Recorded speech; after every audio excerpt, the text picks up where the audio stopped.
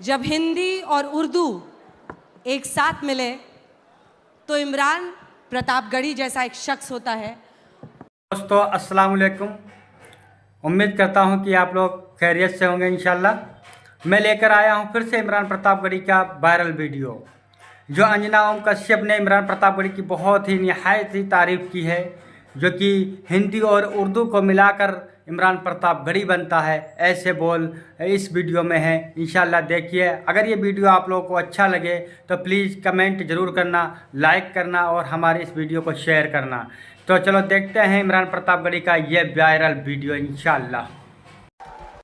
तो हिंदुस्तानी शायरी में जब हिंदी और उर्दू एक साथ मिले तो इमरान प्रतापगढ़ी जैसा एक शख्स होता है, और जब शायरी और सियासत मिले तब इमरान प्रतापगढ़ी जैसा कोई शख्स होता है।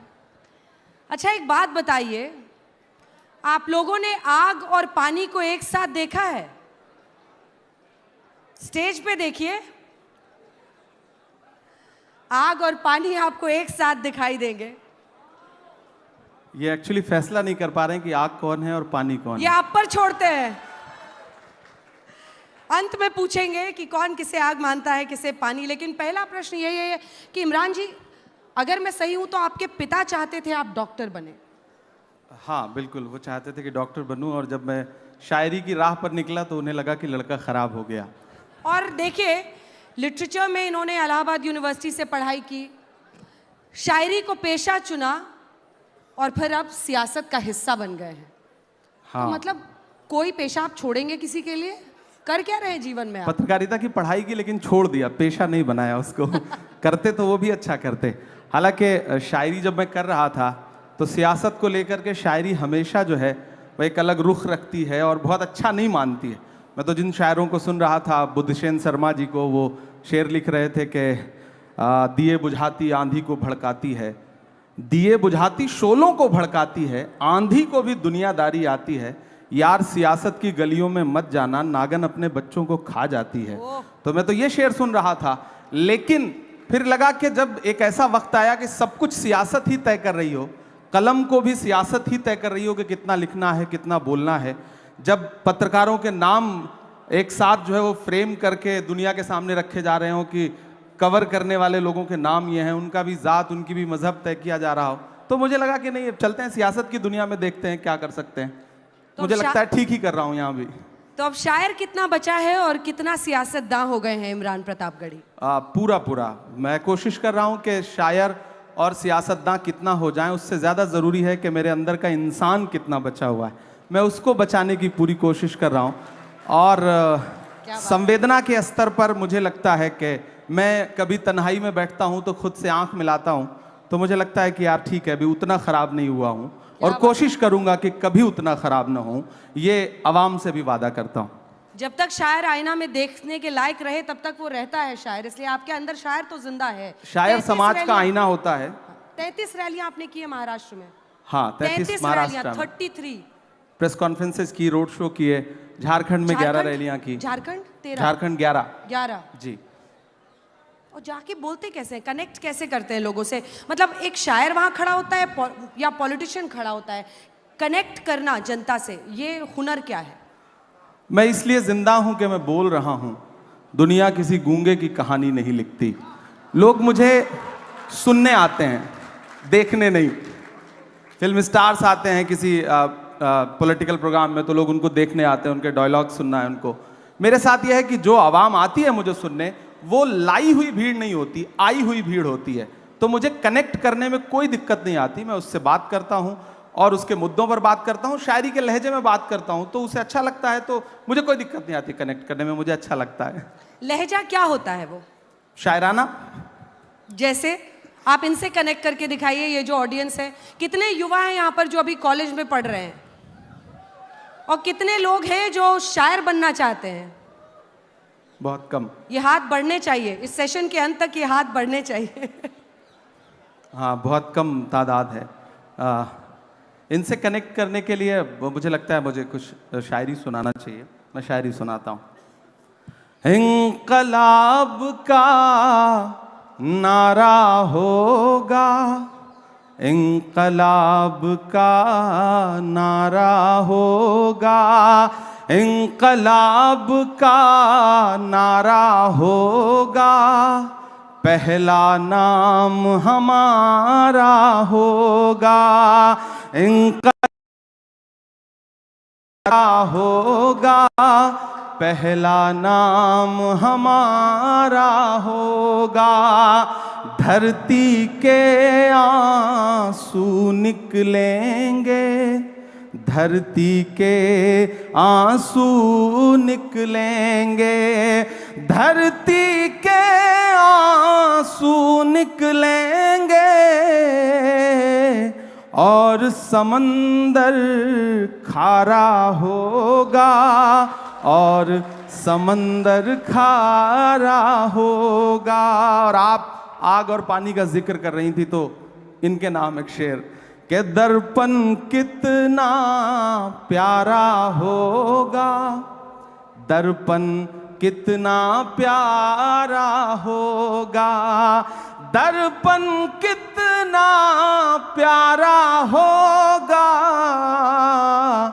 जिसमें अक्स तुम्हारा होगा, जिसमें अक्स तुम्हारा होगा। और इस दौर की जो सच्चाई है कि एक अकेला क्या कर लेता, एक अकेला क्या कर लेता, एक अकेला क्या कर लेता, भीड़ ने घेर के मारा होगा, पहला नाम हमारा होगा।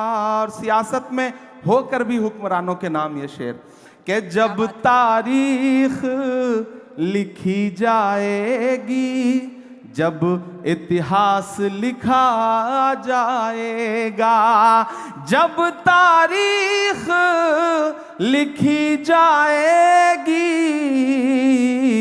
कैसा हश्र तुम्हारा होगा, इंकलाब का नारा होगा। क्या बात है। शुक्रिया। अब हमें समझ में आ गया कि चाहे आप आग हैं या पानी हैं, आप पानी या आग से कनेक्ट कैसे बना लेते हैं। शब्द आपकी जादूगरी की तरह हैं और आपने हमेशा इसका इस्तेमाल किया है। लेकिन मैंने आपकी बहुत शायरी पढ़ी, मुझे कई बार लगा कि इमरान के अंदर इतना दर्द क्यों है। इमरान के शब्दों में, उनकी लाइनों में दर्द बहुत झलकता है, इसकी वजह क्या है?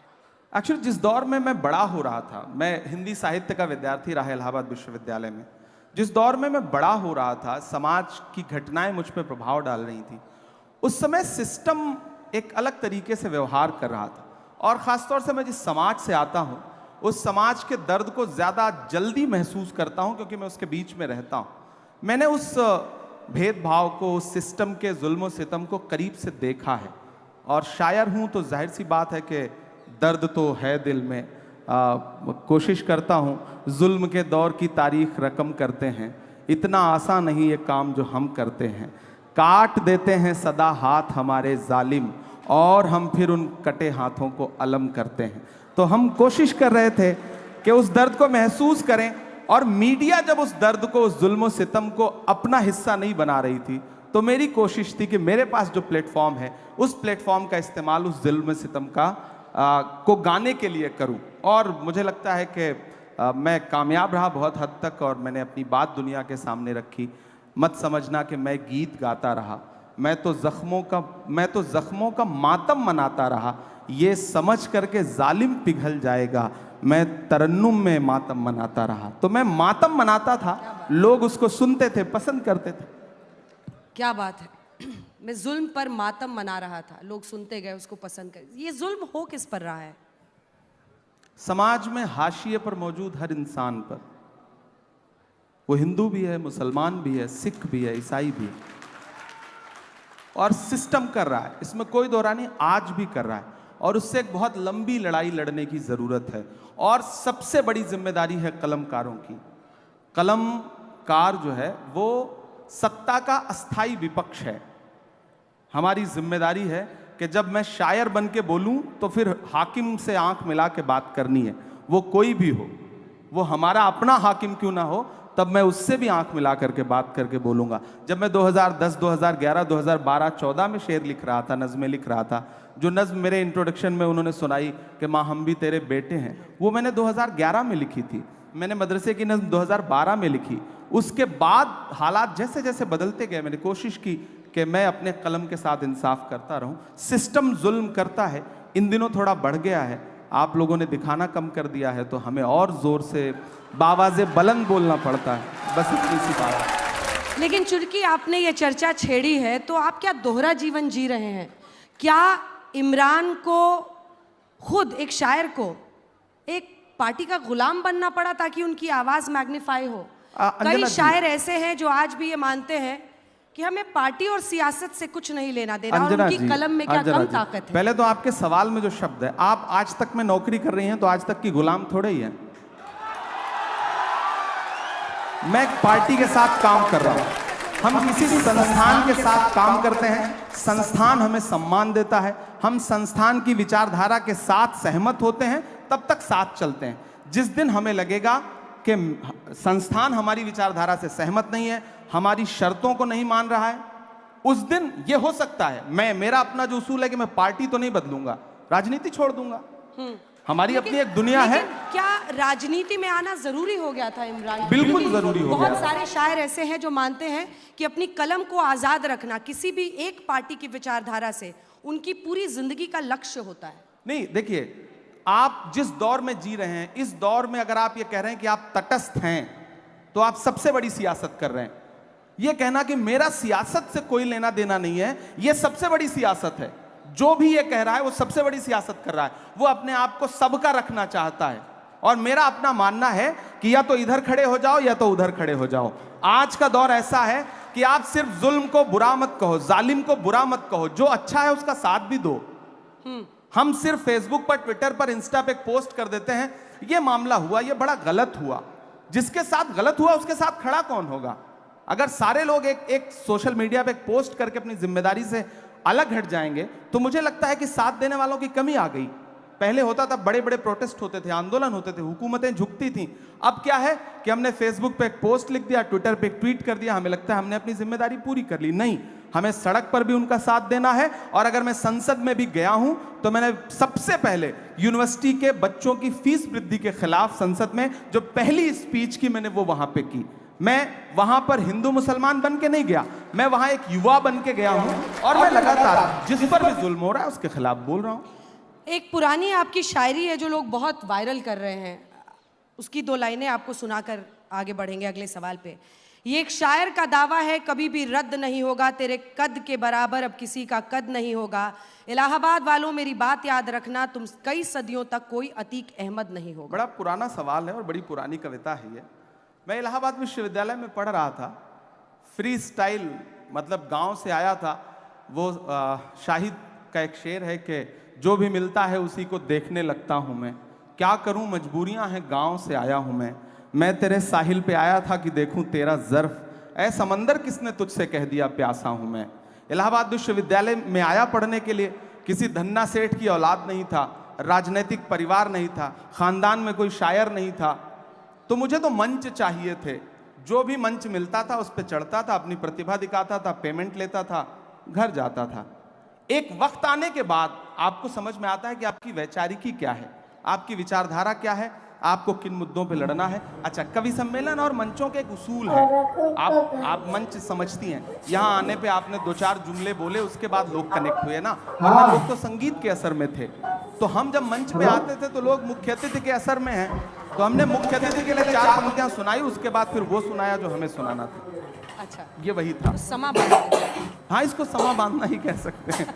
भीड़ को अपने से जोड़ने के लिए आपको चला वो तीर जो बेहतर तेरी जबान में है, किसी की आंख में जादू तेरी जबान में है। तो हमारी आंख में तो जादू नहीं है, लेकिन जबान में जादू जगाने के लिए ये सारे तिकड़म अपनाने पड़ते थे। क्या बात है, आपने खुद ही कह दिया, तिकड़म अपनाने पड़ते थे। सच्चाई भी शायद शायर की सबसे बड़ी ताकत होती है, अगर पूरी जिंदगी वो उसको किसी पार्टी में रहते हुए भी संभाल कर रख सके। मैं पूरी कोशिश करूंगा, ये आवाम से वादा है। क्या बात है। तो अब मुझे लगता है कि यही लोग जो आपके लिए तालियां बजा रहे हैं कुछ सुनना चाहते हैं। कितने लोग सुनना चाहते हैं? एकदम इमरान प्रतापगढ़ी अनसेंसर्ड, और भूल जाइए कि नेता हैं, भूल जाइए कि किस दरबार पे जाकर, मतलब किस पार्टी के साथ जाकर आपको काम करना पड़ता है। देखिए 1956 में, हाँ 1956 में संयुक्त राज्य अमेरिका के उस समय राष्ट्रपति नहीं बने थे यूएस के जॉन एफ कैनेडी। वो हार्वर्ड यूनिवर्सिटी में एक छात्रों से बातचीत कर रहे थे, तो उन्होंने एक बहुत अच्छी बात कही थी। उन्होंने कहा था कि अगर हर राजनेता को शायरी और कविता आने लगे, पोएट्री आने लगे, और हर राजनेता पोएट्री और शायरी करने लगे, तो ये दुनिया जिंदगी जीने के लिए और खूबसूरत तो हो आपने सकती है। कितनों को सिखाया ये बताइए। अब असल बात ये है, राहुल जी को भी सिखा रहे हैं, नहीं देखिए, सिखा रहे हैं? सबसे पहले तो मैं देश की पार्लियामेंट में पहुंचा हूं, और पिछले 2 साल की पार्लियामेंट की तमाम जो स्पीचेस हैं उठा के देखिए, आपको लगेगा कि सारे लोग शायरी सुना रहे हैं। खरगे साहब शायरी सुना रहे हैं, धनखड़ साहब शायरी सुना रहे हैं। एक दिन तो धनखड़ साहब ने, यानी चेयरमैन साहब ने राज्यसभा के, फाइनेंस मिनिस्टर से कहा कि क्या इमरान प्रतापगढ़ी की शायरी पे टैक्स लग सकता है क्या? वो आप वो वीडियो उठा करके देखिएगा।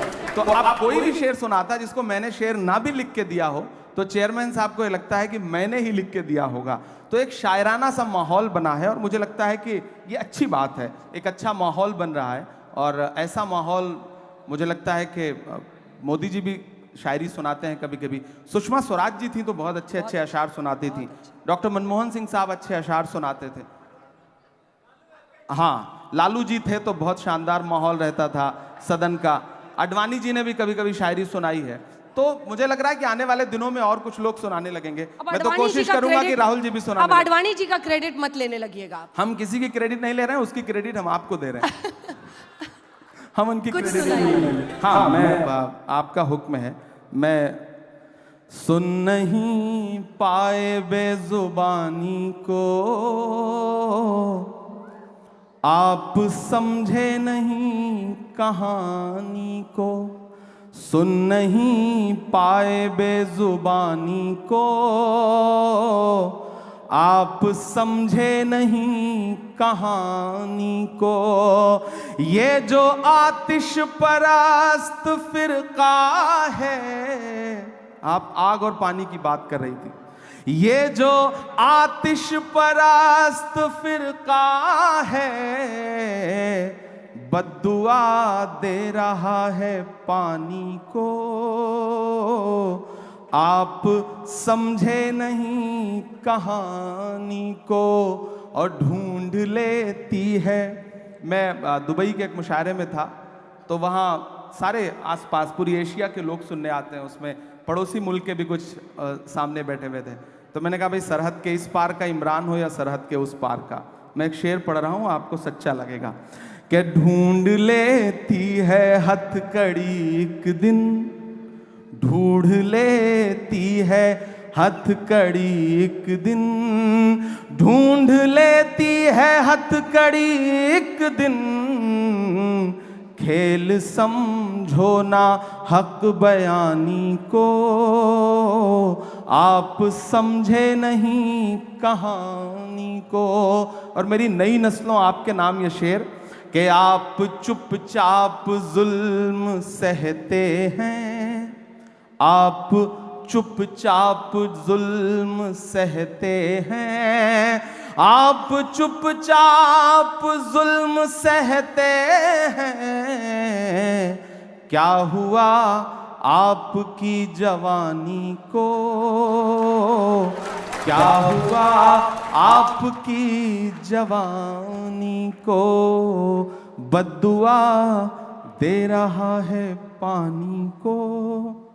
जी, क्या बात है, तालियां बजाइए भाई, जबरदस्त। मतलब मुझे लगता है कि हर कोई एक उम्र में, और आपने युवाओं को खास तौर पर कहा, तो सबके अंदर बहुत आग जलती है, बहुत जोश रहता है। धीरे धीरे लेकिन वो समझता है कि व्यावहारिक तरीका क्या है जीने का। हर किसी को अपना अपना मिला हुआ है हक। अब मेरा प्रश्न आपसे ये है कि कई बार हम देखते हैं कि सोशल मीडिया हो, कई बार आपके पीछे भी पड़ते हैं, मतलब एक अलग ब्लड हंटिंग वहाँ होती है। क्या एक ऐसी परिस्थिति बन सकती है जिसमें हर तरह की विचारधारा का सम्मान हो? मैं मानती हूँ कि कई लोग सोशल मीडिया पर सिर्फ इसलिए अब आते हैं क्योंकि उनको ब्लड हंटिंग किसी की करनी होती है, मतलब हम कहते हैं कि सड़क पे लिंचिंग ना हो, लेकिन सोशल मीडिया पर एक अलग किस्म की लिंचिंग होती है लोगों की, और सिर्फ उनकी विचारधारा की वजह से। बीच का रास्ता क्या हो सकता है एक शायर की देखिए, नजर सबसे से? पहली बात तो मैं अपनी नई नस्लों से एक बात कहूंगा, सोशल मीडिया आपकी बात पहुंचाने का एक जरिया भर है, बहस का प्लेटफॉर्म नहीं है। वहां बहस मत करिए। आपको ट्वीट करना है, आपको फेसबुक पे कुछ लिखना है, इंस्टा पे कुछ लिखना है, लिख दीजिए, डाल दीजिए, अपनी बात पहुंचा दीजिए, उस पर रिप्लाई करने मत जाइए, कमेंट पढ़ने की जबरदस्ती कोशिश मत करिए, और पढ़िए भी तो किसी को रिप्लाई मत करिए। आप रिप्लाई करेंगे और आप सोचेंगे कि सामने वाला आपसे सहमत हो जाए, तो वो तो ऑलरेडी उसका तो काम है ना, वो एक पूरी पेड टीम बैठी है। तो ऐसे में उससे बहस मत करिए, लड़िए मत, अपनी बात रख दीजिए, तो शायद बचे रहेंगे, वरना वाह माशाल्लाह, क्या इमरान भाई जवाब देते हैं यार, सुनकर मजा आता है इमरान प्रतापगढ़ी का। आपके खिलाफ आप माशाल्लाह, क्या अंजना ओम कश्यप के जवाब, सवालों के जवाब दे इमरान भाई ने, माशाल्लाह माशाल्लाह। सोशल मीडिया छुड़वा दें कि बंद करो ये सब, ये क्या तमाशा है। लेकिन आपको जीना भी है, मीडिया तो आपको दिखाएगा नहीं, तो सोशल मीडिया का सहारा भी लेना है। तो ऐसे में हमारे पास माध्यम क्या है, हमें लोगों के पास जाने के लिए एक तो मंच है, दूसरा वो वाला प्रपंच है, तो उससे निपटना ही है। तो आप कैसे पार पा सकते हैं? वो जिसका जिक्र फसाने में था ही नहीं, वो बात इन साहब को बड़ा नागवार गुजरी है। कैसी अब बैठे बात? भी हमारे मंच पे हैं, बताइए, यही सुंदरता है। ये नया भारत है, ये घर में घुस के मारता है। यहाँ पे बैठे हैं, मंच हमारा है, और फिर भी शिकायत कर रहे हैं कि हम इनको दिखाते नहीं हैं। शिकायत नहीं कर रहा हूं, हम लोगों के बीच में बहुत सामान्य बातचीत हो रही है, तो आपको सामान्य तरीके से ही मैं बात कह रहा हूं। मैं जब मीडिया की बात करूं तो देखिए, मैं कलम का आदमी हूं, तो जाहिर सी बात है मेरी शिकायत भी अपने परिवार के लोगों से ज्यादा होगी। पर साहित्यकार हमारी हो, भी तो शिकायत है, आजाद रहते हैं, देते अपनी कलम को, क्या धार थी। अब ऐसा लगता है आप स्वतंत्र पत्रकारिता चलिए शुरू बिल्कुल करिए। वही कर रहे हैं, हम लोग वही कर रहे हैं, और इसीलिए छोड़ आप भी दीजिए मजबूर होते छोड़ हैं दीजिए इस मंच संस्थान। पर आने के लिए। देखिए, आप भी मजबूर होते हैं, मैं क्योंकि आज सड़क तक पर- जैसा देखिए, मंच है नहीं। इमरान प्रतापगढ़ी जी, देखिए, आप भी मैं जानते एक बार- हैं आज तक जैसा मंच है नहीं। मैं महाराष्ट्र गई, शरद पवार से लेकर नाना पटोले ने मुझे इंटरव्यू दिया। क्यों दिया? क्योंकि उनको पता है कि हमारी क्रेडिबिलिटी और सर्वश्रेष्ठता पूरी दुनिया में धमक रखती है, और वो किसी एक व्यक्ति के बोलने से ना तो ऊपर चढ़ती है ना गिरती है। देखिए, कुछ चीजें स्थायी होती हैं।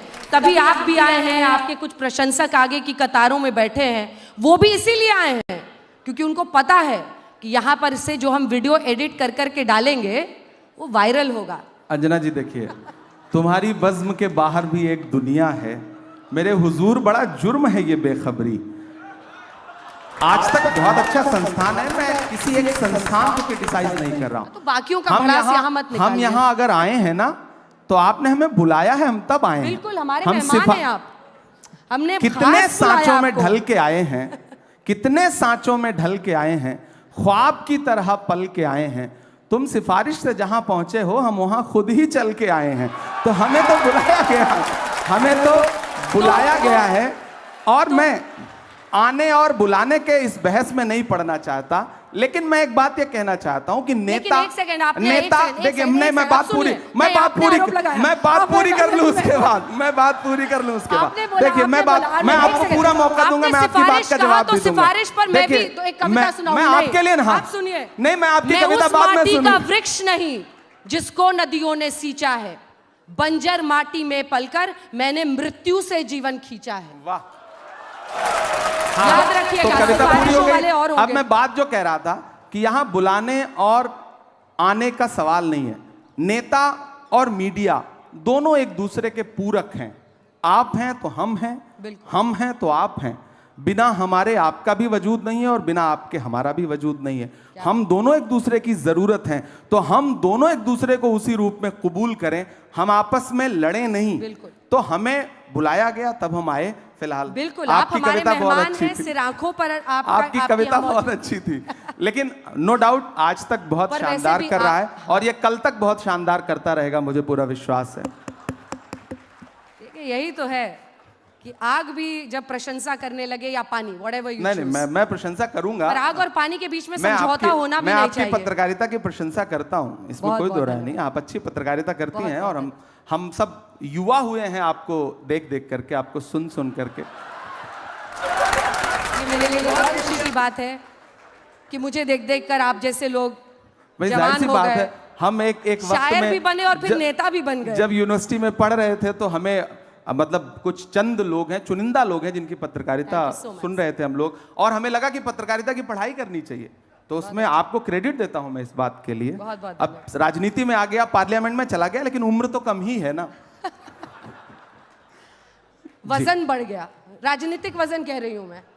अगले प्रश्न पर आते हैं। अब मुझे लगता है कि सियासत पर हम लोगों ने आग पानी बहुत कर लिया। एक चैलेंज है 30 सेकेंड्स रील वाला चैलेंज, जो इस जनरेशन को ग्रस्त कर रहा है। उनको पता भी नहीं चल रहा और वो एडिक्टेड हो रहे हैं।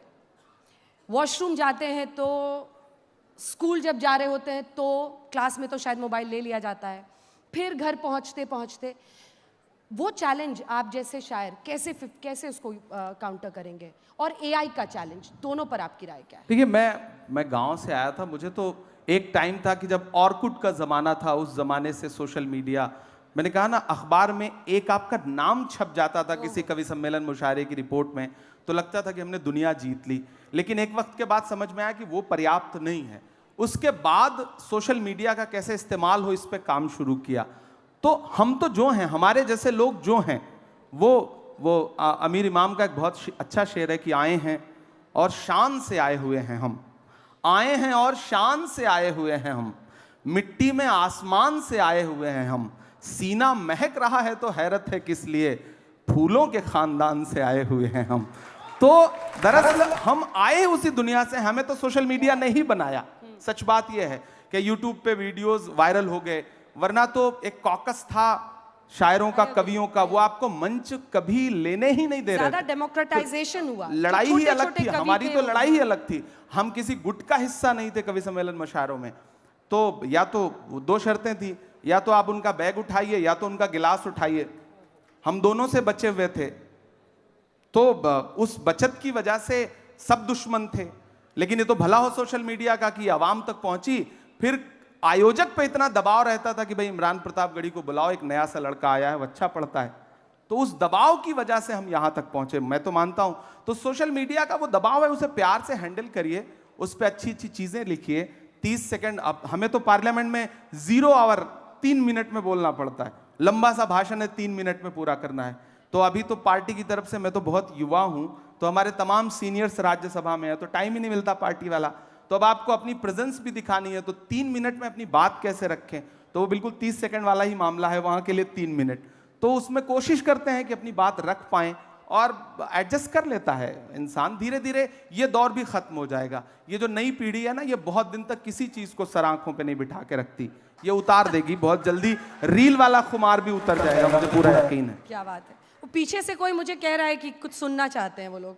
हाँ, क्योंकि अब हम अंत की तरफ बढ़ रहे हैं। बिल्कुल सुना देता हूँ, मैं एक और नज़्म इमरान जी सुनाता यहाँ हूँ। बैठे हैं तो एकदम लय में। अच्छा, उस पे सुनाएं? नहीं, ये आज ये एक सिस्टम बना हुआ है, इसी पे चलने दीजिए। एक नज़्म सुनाता हूँ। एक दिन हुआ क्या कि पार्लियामेंट में नए नए गए हैं, तो थोड़ा चीखना चिल्लाना ज्यादा, जोश ज्यादा है। तो एक साथ 146 सांसद सस्पेंड किए गए। याद होगा आपको, इतिहास में पहली बार विपक्ष के 146 सांसद राज्यसभा और लोकसभा मिला के सस्पेंड हुए। हम निकले तो मीडिया के साथ ही बाहर खड़े थे, तो उन्होंने व्यंग्यात्मक तरीके से कहा कि सस्पेंड हो गए। तो हमने कहा भाई, आज सस्पेंड ना हुए होते तो अपनी नजरों में गिर जाते, ऐसा लगता कि बुज़दिलों में नाम शुमार हो रहा है, बहादुरों में नहीं। तो बोले आप शायर हैं, शायरी की भाषा में बताइए। तो एक नज्म कही मैंने वहीं पर कि जख्म पर जख्म खा के निकले हैं। ये संगीत वाले भी जो साथी बैठे हैं, मुझे उनका भी साथ मिले कि जख्म पर जख्म खा के निकले हैं, हाँ मगर मुस्कुरा के निकले हैं। सर झुकाने का हुक्म जब आया, सर झुकाने का हुक्म जब आया, और भी सर उठा के निकले हैं, और भी सर उठा के निकले हैं। और सस्पेंड होके आए थे तो गुस्सा था तब ये शेर पढ़ा कि हर सितम का जवाब आएगा, देखना इंकलाब आएगा। कल आ ही गया ना कि हर सितम का जवाब आएगा, देखना इंकलाब आएगा। अच्छे दिन का किए थे जो वादा, उनका दिन भी खराब आएगा, उनका दिन भी खराब आएगा। हम तो निकले हैं मुस्कुराते हुए, हम तो निकले हैं मुस्कुराते हुए, और वो तिल मिला के निकले हैं, और भी सर उठा के निकले हैं। क्या बात है। ये बात आपको जुदा करती है बाकी राजनेताओं से। मुझे लगता है कि आप हर तरह की बात करते हैं, आप आवाम की भी आवाज़ बनते हैं। एक पार्टी में रहकर ये कर पाना कई बार बहुत मुश्किल हो जाता है, लेकिन नहीं, मैं अंजना जी ये चीज़ क्लियर कर दूं, मुझे बहुत खुशी है और मैं इस मंच पर अपनी लीडरशिप की प्रशंसा भी करूंगा कि कभी मुझसे ये नहीं कहा गया कि इमरान तुम मुशायरों में जाके क्या पढ़ रहे हो, तुमने ये क्या बोल दिया, यहाँ पाबंदी, ये मत करो, ऐसा मत करो, भाषण क्या दे रहे हो, किस विषय पे बोल रहे हो। मैं बहुत जिम्मेदारी से और ईमानदारी से कह रहा हूँ कि मुझे आज तक मेरी पार्टी में किसी नेता ने यह नहीं कहा कि तुम इस विषय पे बोलो, इस विषय पे मत बोलो। उन्हें भरोसा है और शायद मैं उसके साथ न्याय कर रहा हूँ। मैं कवि सम्मेलन मुशायरों में जाता हूँ, सारे विषयों पे कविताएं पढ़ता हूँ और मुझे कभी नहीं रोका जाता। हाँ, जब मैं राजनीतिक मंचों पे खड़ा होता हूँ तो राजनीतिक लहजे में बात करता हूँ, वहाँ मैं शेर पढ़ता हूँ कि खौफ नहीं जिसे मुरझाने का, मैं उस गुल के साथ खड़ा हूँ। कैसा भी दौर आए लेकिन मैं राहुल के साथ खड़ा हूँ। कल भी खुल के साथ खड़ा था, आज भी खुल के साथ खड़ा हूं। कैसा भी दौर आए लेकिन मैं राहुल के साथ खड़ा हूं। तो मैं वहां अपनी बात रखता हूं, लेकिन बाकी जगह पे मुझे स्वतंत्रता है। इतनी तारीफ मैं कांग्रेस पार्टी की इसलिए करूंगा अपने, मैं वहां उनका सांसद होने के नाते, कि मुझे कहते हैं कि आप कवि सम्मेलनों में जाया करो, आप अपना बेस जो है, जो अपनी पुरानी आपकी दुनिया है, उस दुनिया को छोड़ो मत, राजनीति में आकर के पूरी तरह से राजनीति के मत हो जाओ। मुझे ये चीज, मतलब ये राहुल जी ने मुझसे कही है, मैं इस मंच पे ये मतलब बता रहा हूं, तो मुझे ये चीज अच्छी लगती है। वो इतनी स्वतंत्रता वहां पर है कि आप लिख पढ़ सकते हैं, बाकी जगहों पे मुश्किल है। तालियों के साथ बहुत बहुत अभिनंदन इमरान प्रतापगढ़ी जी, आप मंच पर आए आज तक के हमारे मेहमान। मुझे भी बहुत अच्छा लगा। और लीजिए, क्या कह रहे हैं? वो क्या कह रही हैं? वो कह रही हैं कि हम खड़े मोदी जी के तो साथ। अच्छी बात है, मैं कहाँ करूँ, हालांकि वो खड़ी नहीं हो तो बैठी हैं, वो तो खड़ी नहीं हो तो बैठी हैं। मोदी मोदी के नारे लगा रहे हैं वो लोग, लेकिन देखिए अच्छी बात है, लगाएं। हर तरह की विचारधारा मुझे तो अच्छा लग रहा है ना कि मैं उनके बीच में आके भी कविताएं सुना रहा हूँ। ये मेरी ताकत है कि मैं, ये शब्दों की ताकत है कि मैं उनके बीच में भी खड़ा होकर के कविताएं सुना रहा हूँ और मैं सुनाऊंगा। ये तो अच्छी बात। मैं तो पार्लियामेंट में मोदी जी बैठे रहते हैं तब उनको भी सुनाता हूँ। मैं तो उनसे पूछता हूँ कहाँ सोया है चौकीदार, विजय माल्या नाक के नीचे से हो गया फरार, कहाँ सोया है चौकीदार।